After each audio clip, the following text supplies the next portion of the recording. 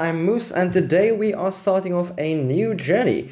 We're actually going to be doing a new sealed only series because we have the new Albaz Strike structure deck. If you haven't seen it up till now, you should probably check out my video reacting to the contents of structure deck Alabaz Strike. But for our sealed only journey, we are starting with 3 copies of Albaz Strike, and we'll be going from there. So each week we will be playing at a locals. We will be playing as consistently as possible. I'll try and do at least one of these a week. And every week we will be adding to the collection by buying some sealed product. I haven't yet decided exactly what the budget's going to be. Maybe you can give me some actual suggestions down in the comments. And if you want to help make this series viable, feel free to support via the Patreon. You know the Patreon benefits and things like that because they are in the description. You can also find it at patreon.com/moosegaming177. So, first things first, let's open up Albaz Strike and get into the deck profile we will be playing this week. Let's get into the power up with packs, because, as you know, we are going to be powering up with packs, because this is sealed only. So, to actually get to this thing, power up with packs, it says Burst of Destiny. We want to be looking at Incredible Ecclesia and Branded in Red. I agree with that. That is not a bad thing. Branded Spell and Traps, you know, Branded Bond, okay, kind of. Screams of the Branded, Judgment of the Branded, okay. Interesting that this thing doesn't mention any of the Despia cards or, like, you know, Aluba, which is pretty interesting. There's, yeah, nothing really mentioned here about Aluba or Despia, but pretty interesting, pretty nice, I'm not gonna lie. So let's get into actually opening up the cards. So starting off with the first card, we have Tri-Brigade Mercury. Actually a really nice card for this deck. Also synergize as well if you want to build like Tri-Brigade Branded, which is pretty nice.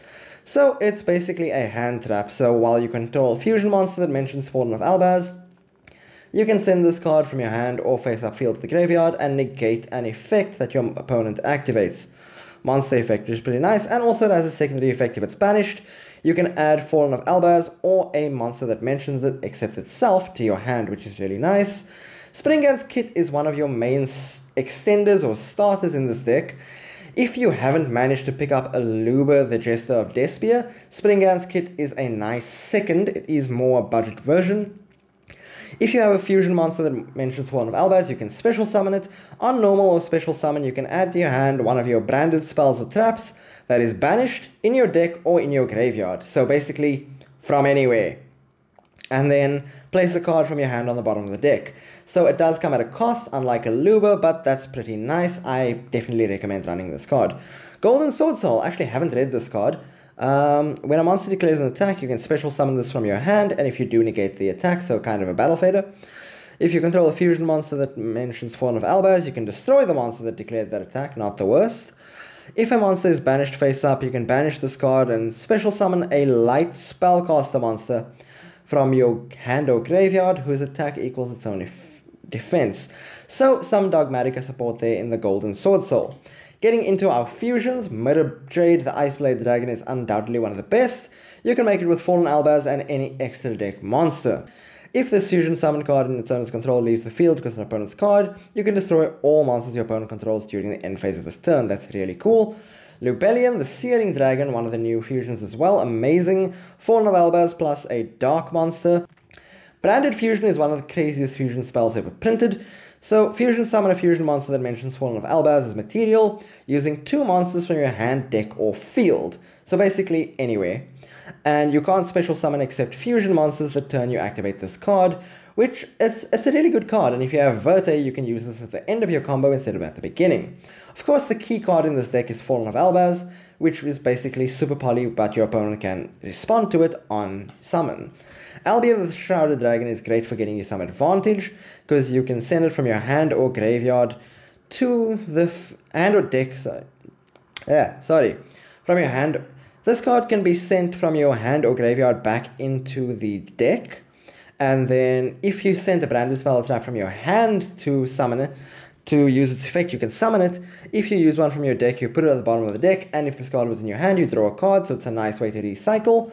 Dogmatica Fleur-de-Lis is a nice negate, but since we don't have any other Dogmatica cards, that's going to be a little bit difficult, unless you're playing with multiples, which we are. Red Eyes Darkness Metal Dragon is one of the crazy reprints from this deck because a lot of the cards are dragon. That's amazing. We get a Kaiju, Thunder King. Chaos Dragon Levianeer is an amazing card. I'm not really going to go through all the cards. Radiant's a nice dark Kaiju. Artifact Scythe's a great reprint because honestly, it's really great. If you have the DPE engine online, this card will be amazing.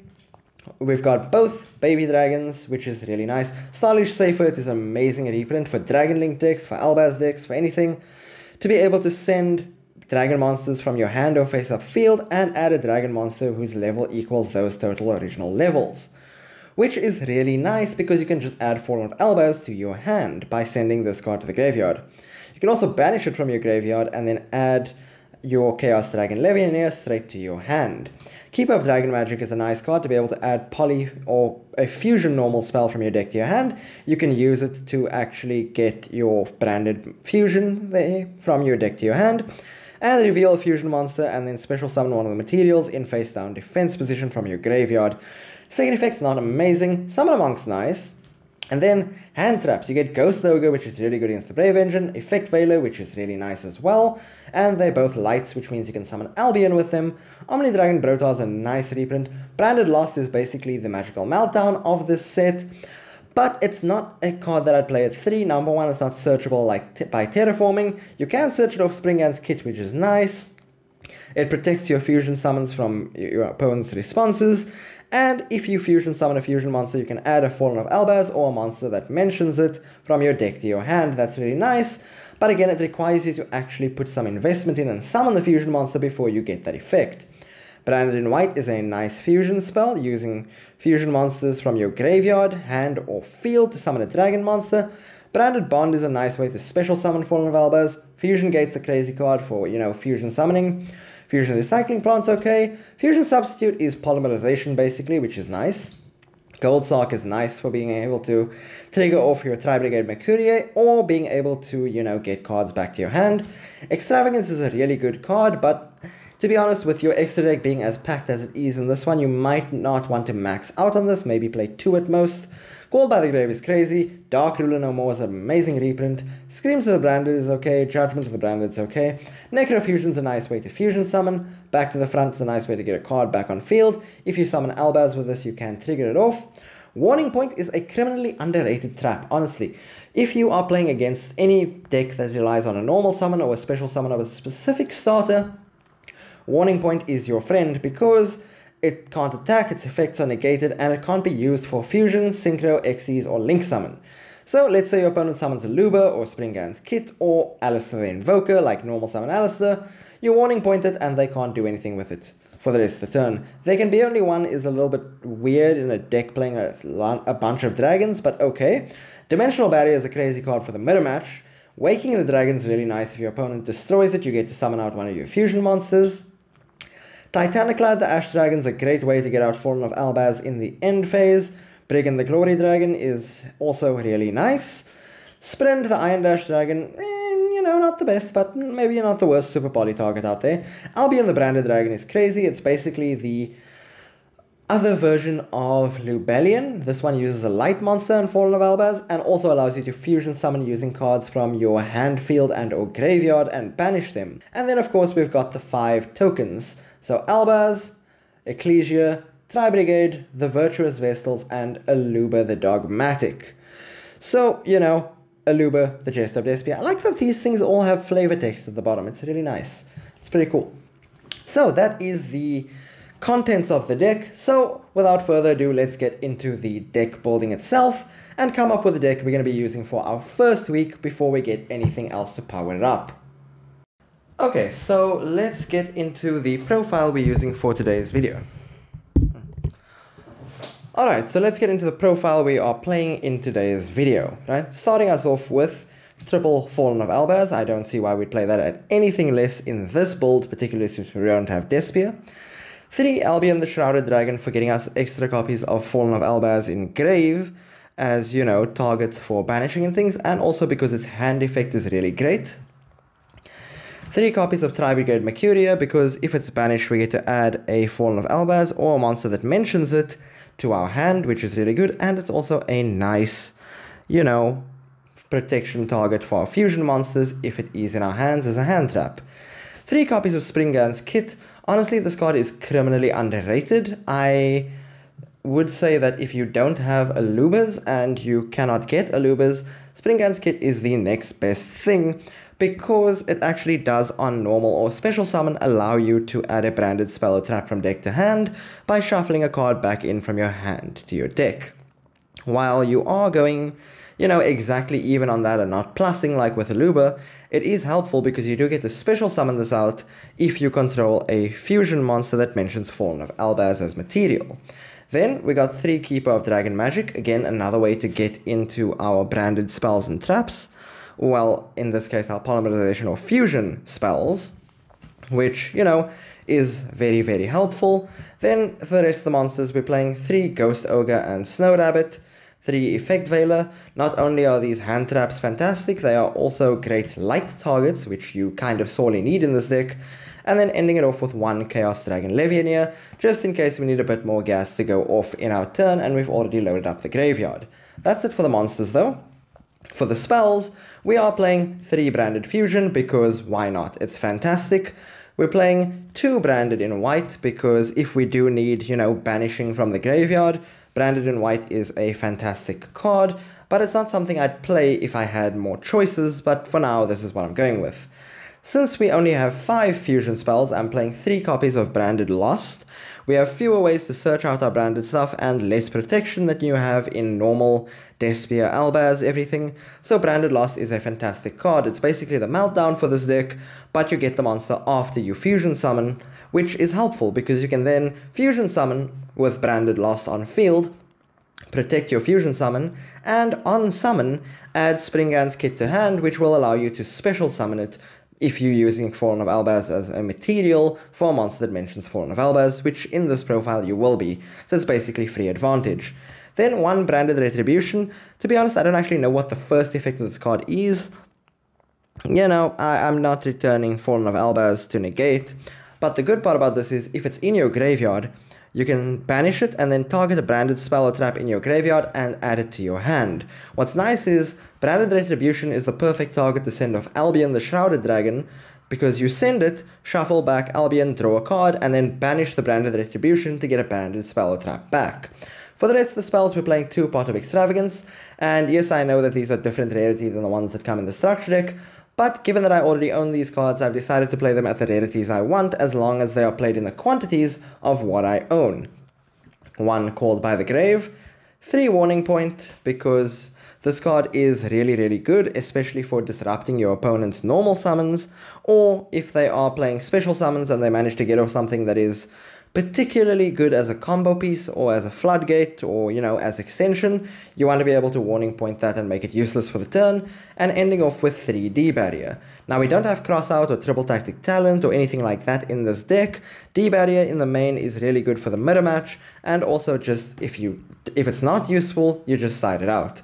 So that's it for the main deck. By the way, all these are, just all available in the structure deck. If you want to see a more in-depth branded Despia profile, specifically the one I used to make top 10 at my regionals this weekend, check out the link in the description or the link popping up on your screen right now, because that'll give you my full non-budget profile. Getting into let's go into the extra deck first before we get into the side deck. We are starting off with 3 Titanic Lad, the Ash Dragon, 3 Brigand, 3 Lubellion, 3 Mirror Jade, and 3 Albion. It's not really complicated. You're playing 3 of every fusion card in the structure deck, except Sprint. Sprint is not helpful in this case, and Albion and Lubellion's ability to banish and shuffle back in order to get out Mirror Jade is really, really helpful.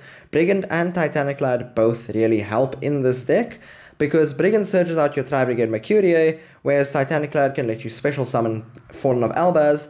If your opponent uses something like a Maximus, Titanic Lad is one of the things you want to send, especially in their own turn, because in the end phase, once they've made their board, you can then special summon out Fallen of Albaz, discard a card, and super poly off their board for either an Albion or a Lubellion or even a Mirror Jade. But if you go into the Albion or the Lubellion, you actually just gain extra advantage off of it from its own effect, which is very helpful. You do want to do things like that in your opponent's end phase, because honestly this deck is half gas, half protection. The way I built this particular profile just with the structure deck itself is that you want to put in all the gas you can, and then protection as well in terms of hand traps, D-barrier, and warning point, but you don't want to go overboard on trying to, you know, break your opponent's board. That's what the side deck is for. So, side deck, 1 red MD, 1 white dragon, 1 black dragon, just in case we need more extension and we can't actually get into our fusion plays. These could actually be helpful, but without chaos space to search these two, not really the best, which is why I have them in the side. 3 Radiant because he's a Dark and he's a Kaiju, and you know, if we special summon out Radiant to get rid of a negate, we can then summon out Fallen of Albaz and fusions off our own Radiant in order to get advantage. 3 Fusion Substitute in case we needed to fusion summon more and we weren't seeing the spells enough. Also because, you know, if you banish this card from your graveyard, return a fusion monster, which is nice to have that recycle, and then draw a card, which, you know, gets you an extra card advantage, always nice. 3 copies of Dark Ruler. Initially I wanted to put this in the main, and I didn't, because I realized that this card is not great for you, especially when you can actually do so much. If you are in a very tricky situation against a bad opponent, side in the Dark Ruler. Do not main it, because this deck aims to go hard, fast, and just OTK your opponent as fast as you can. And lastly, 3 Waking the Dragon. Now, I didn't put this in today because, honestly, I wanted it in the side deck. I don't think it's going to be good for us in the main deck, because we don't really have any guarantee our opponents are going to be playing Spell and Trap Destruction, and if they are, then we can always side this in, but I don't really want to take up main deck slots that could be used for things like D-barrier or warning point, which are most likely going to be useful rather than having Waking the Dragon. And that's it for the deck profile, guys. Let's see how we do. Okay, so let's talk. So we went to a casual tournament today. Post-regionals, just wanted to, you know, calm down a little bit, play a little bit casual, and actually see how this deck would do going off. So our first episode was just a casual tournament. We'll be adding in some new stuff for the second one, but it was kind of interesting because our first game was actually against someone that was playing at the regionals yesterday and using the same deck. Suffice to say, it was a difficult game 1, but we actually managed to take out the win. We actually went undefeated today, which was really nice, even though it was a very, very small tournament. And we actually managed to eke out the win, so that was great. We won our first tournament with our sealed-only deck. But now it's time to get into looking forward and figuring out how we actually want to build this. The problem is there are so many ways to go about this. There's the Despia route, there's the Tri-Brigade route, there's the Eldritch route. There are a lot of ways to actually build Branded, and I'm not quite sure what way I want to go yet, but I'm excited to be taking this journey. So, if you have an idea for what you want me to build, what deck profile you're thinking of, and what products I should be opening, hit me up down in the comments, leave a like, and make sure you subscribe to see future episodes of this, because I'm really excited to do it. Honestly, I don't know what I should build, but if you have any ideas for what I should open up in the next episode, let me know and I will take it under advisement. I will see you guys next time. Thanks everyone. Bye.